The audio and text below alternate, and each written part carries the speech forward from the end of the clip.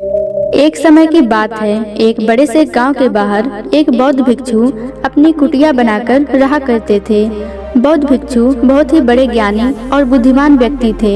हर रोज जब वह उस गांव में भिक्षा मांगने जाते तो अक्सर कोई न कोई उनसे अपनी समस्या का समाधान पूछता और बौद्ध भिक्षु भी बहुत ही आसानी और बुद्धिमानी के साथ लोगों को उनकी समस्या का समाधान सुलझा देते।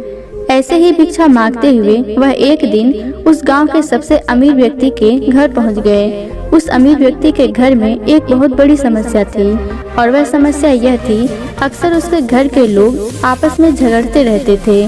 घर में शांति और आपसी भाईचारे की कमी थी। इस बात को लेकर वह अमीर व्यक्ति बहुत ही परेशान था तथा अमीर व्यक्ति ने बौद्ध भिक्षु की बुद्धिमानी और समस्याओं को सुलझाने की उनकी काबिलियत के बारे में सुन रखा था। तो जैसे ही उसने बौद्ध भिक्षु को अपने घर के दरवाजे पर खड़ा देखा तो दौड़कर उनको अंदर बुलाया और अपने नौकर को भिक्षा के लिए कुछ भोजन लाने का आदेश दिया। नौकर रसोई से कुछ भोजन लेकर आया। उस अमीर आदमी ने वह भोजन भिक्षु के भिक्षा पात्र में डाल दिया। बौद्ध भिक्षु उस अमीर आदमी का धन्यवाद कर वहां से जाने लगे तो उस अमीर आदमी ने उन्हें रोकते हुए कहा, महात्मन, मैं आपसे एक प्रश्न पूछना चाहता हूँ। बौद्ध भिक्षु ने मुस्कुराते हुए कहा, पूछो, क्या प्रश्न है तुम्हारा? अमीर आदमी ने कहा, मैं जानना चाहता हूँ कि लोग आपस में झगड़ा क्यों करते हैं। यह सुनकर बौद्ध भिक्षु थोड़ी देर तक मौन रहे, फिर चिल्लाते हुए बोले, मैं तुम्हारे यहाँ भिक्षा लेने आया था, ना कि तुम्हारे फालतू प्रश्नों के उत्तर देने। भिक्षु के मुंह से ऐसी बातें सुनते ही उस अमीर आदमी के क्रोध का ठिकाना न रहा। उसने खुद का नियंत्रण खो दिया और भिक्षु पर जोर जोर से चिल्लाकर उन्हें भला बुरा कहने लगा।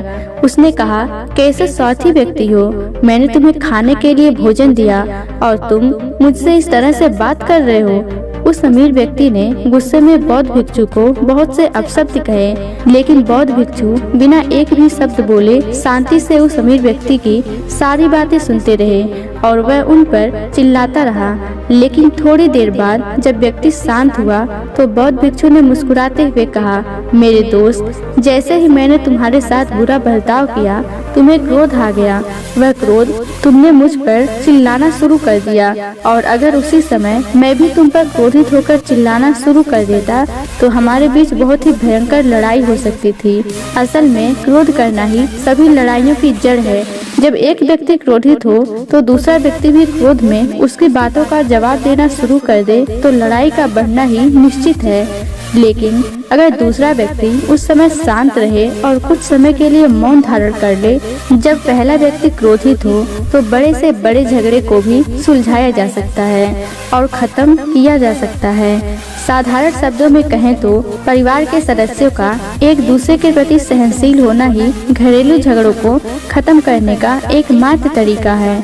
तो दोस्तों, इस कहानी की शिक्षा यही है कि चाहे घर हो, दोस्तों के साथ हो या काम की जगह हो, हमें खुद को स्थिर और शांत रखना चाहिए और अगर कोई हम पर गुस्सा भी होता है तो जहां तक संभव हो सके हमें शांति से उसका उत्तर देना चाहिए, क्योंकि जैसे ही हम अपनी शांति खो देते हैं और सामने वाले पर क्रोधित होते हैं तो छोटी से छोटी बात भी बड़ी बन जाती है और हमारा बड़ा नुकसान कर सकती है। तो दोस्तों, कैसी लगी आपको कहानी कमेंट सेक्शन में जरूर बताना और अच्छी लगी तो चैनल को सब्सक्राइब जरूर कर लेना। तो मिलते हैं ऐसे ही ज्ञानवर्धक वीडियो के एक नए एपिसोड के साथ। तब तक के लिए अपना ख्याल रखें। धन्यवाद।